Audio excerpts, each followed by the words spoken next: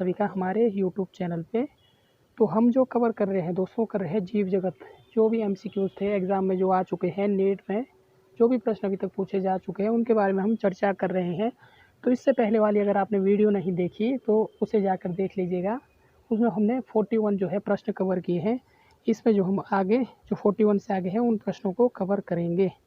तो यहाँ पर जो है प्रश्न नंबर 42 है कि पौधों या जंतुओं के समूह जो समान लक्षण वाले किसी रैंक के होते हैं उसे कहते हैं। तो क्या कहते हैं? जाति, वंश, गण या टैक्सोन। तो उसे क्या कहते हैं दोस्तों? जो पौधों या जंतुओं के समूह जो समान लक्षण वाले किसी रैंक के होते हैं उसे क्या कहते हैं?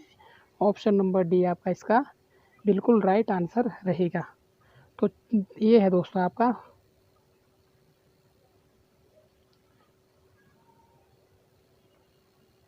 42 का डी, यानी कि वर्गीय का हायरार्किकल वर्गीकरण। जैसे वर्गीकरण किसमें किया था? जाति, वंश, कुल, गण, वर्ग इत्यादि। रैंक जो क्या दर्शाता है? जीवों के स्तर को प्रदर्शित करता है। लेकिन टैक्सोन क्या है दोस्तों? टैक्सोन जो है एक जीवित जीवों का वास्तविक समूह है। अतः टैक्सोन एक वास्तविक जैविक पदार्थ है। उदाहरण के लिए हम बात करें जैसे फेलिस डोमेस्टिका क्या है? एक टैक्सोन है।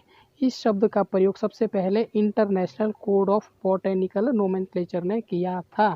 तो ये क्या है? फेलिस डोमेस्टिका क्या है? एक टैक्सोन है। किसने किया था? ICVN द्वारा जो है इसका बॉटेनिकल नोमेनक्लेचर किया गया था। तो अगला प्रश्न है, प्रश्न नंबर 43 है कि आधुनिक समय में वर्गीकरण का सबसे मुख्य आधार क्या था? तो क्या है आधुनिक समय में? आकारिकी में समानता, एनाटॉमी, प्रजनन के लक्षण या मेरुदंड की उपस्थिति या अनुपस्थिति। तो आप देख सकते हैं जो इसका राइट आंसर क्या रहेगा? Option number B. जो नई वर्गीकरण पद्धति है जो आजकल, इसमें जो है क्या है? जीवों के सभी लक्षणों को समावेशित करता है, जैसे कार्य की, पारिस्थितिकी, एनाटॉमी, जैव रसायन, कोशिका विज्ञान। लेकिन नए वर्ग के शब्द का उपयोग सबसे पहले किसने किया था? हेक्सले ने किया था। इस बात को भी आपको अच्छे से नोट करते हुए चलना है। तो 43 का जो राइट आंसर रहेगा आपका ऑप्शन नंबर बी। एनाटॉमी और कार्य के लक्षण जो है आधुनिक समय में वर्गीकरण का सबसे मुख्य आधार है। अगला प्रश्न है, प्रश्न नंबर 44 है, लिनियस ने नामकरण की एक पद्धति का विकास किया जिसे कहते हैं। तो बताइए, लिनियस ने नामकरण की पद्धति का एक विकास किया, उसे क्या कहते हैं? उसे कहते हैं दोस्तों द्विनाम पद्धति। क्या कहेंगे? इसे द्विनाम पद्धति कहते हैं। तो ये है यहाँ पर आप देख सकते हैं, ये है नामकरण की वैज्ञानिक पद्धति।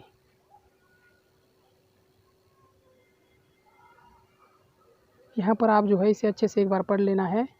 तो किसने दी थी? या लिनियस द्वारा जो है दोस्तों इसे दिया गया था। तो बढ़ते हैं, अगला महत्वपूर्ण प्रश्न है, प्रश्न नंबर 45 है कि टैक्सोनॉमी या वर्गीकरण की आधारभूत इकाई या सबसे छोटी इकाई। तो टैक्सोनॉमी जो है सबसे छोटी इकाई क्या है दोस्तों? प्रश्न नंबर 45 है। तो सबसे छोटी इकाई क्या है? आपकी जाति है। आंसर की बात करें तो आंसर भी आप देख लीजिएगा यहाँ पर 45।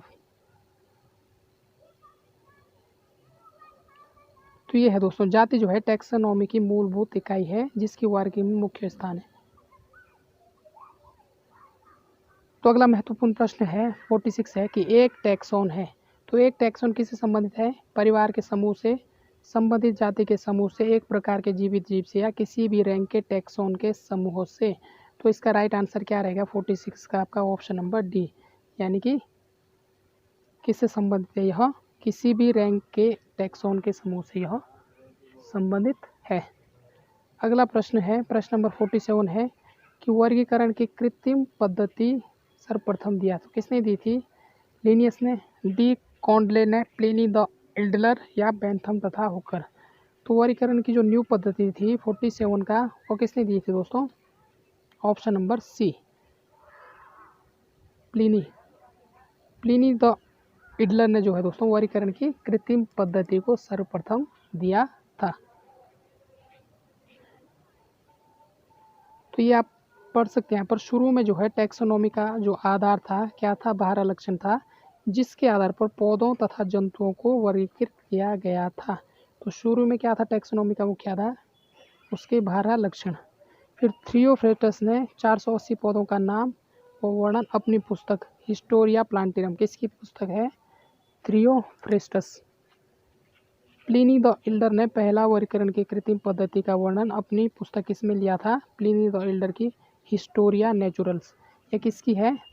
यह है दोस्तों प्लिनी द एल्डर। इन्होंने जो है कृत्रिम वर्गीकरण की कृत्रिम पद्धति में है जो है इन्होंने हिस्टोरिया नेचुरल में इसका वर्गीकरण किया था। उन्होंने जो है पौधों तथा जंतुओं का वर्गीकरण किया था। किसने?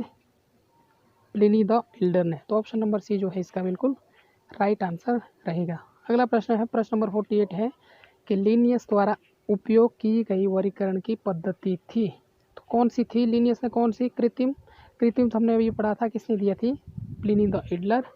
तो लिनियस ने कौन सी दी थी? तो प्राकृतिक। 48 का क्या होगा आपका? Option number B.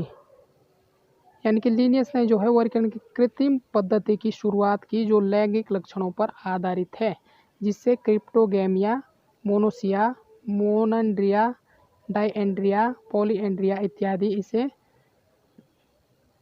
इत्यादि क्या है? जैसे क्रिप्टोगैमिया हो गए, मोनोसिया हो गए, मोनोएंड्रिया हो गए, डायएंड्रिया, पॉलीएंड्रिया इत्यादि किसके द्वारा शुरुआत की गई थी? लिनियस द्वारा। इसे सामान्य रूप में वर्गीकरण की लैंगिक पद्धति भी कहा जाता है। तो 48 का राइट आंसर क्या रहेगा? Option number B. ये दोनों दोस्तों 47 48 जो है सेम क्वेश्चन है। वर्गीकरण की कृत्रिम पद्धति सर्वप्रथम दिया था प्लिनी द एल्डर ने, और लिनियस द्वारा उपयोग की गई वर्गीकरण की पद्धति थी कृत्रिम। तो इन दोनों क्वेश्चन को आपको अच्छे से ध्यान में रखना है। अगला प्रश्न है 49 है कि नई वर्ग की यानी कि न्यू सिस्टेमैटिक्स शब्द का उपयोग सबसे पहले किसने किया था? तो किसने किया था? बेंथम तथा हुकर, लिनियस, जूलियन हेक्सले या एपीडी कैंटोले। तो नई वर्ग की शब्द का उपयोग सबसे पहले किसने किया था? तो इसका राइट आंसर क्या रहेगा? 49। तो ऑप्शन नंबर सी जो है इसका बिल्कुल राइट आंसर रहेगा। तो ये है दोस्तों 49 का सी।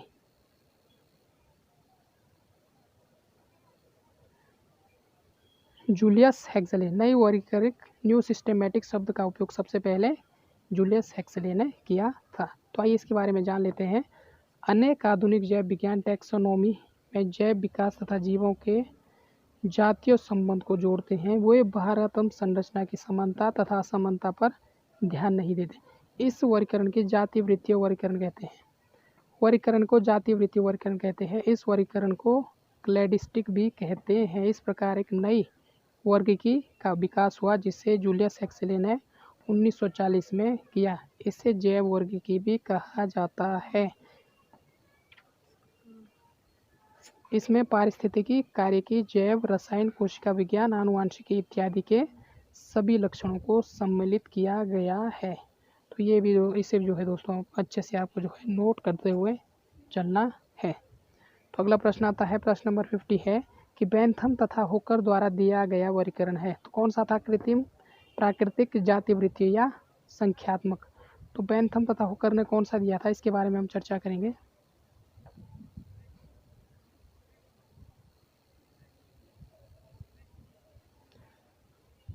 तो कौन सा दिया था दोस्तों? जॉर्ज बेंथम तथा डॉल्टन हुकर द्वारा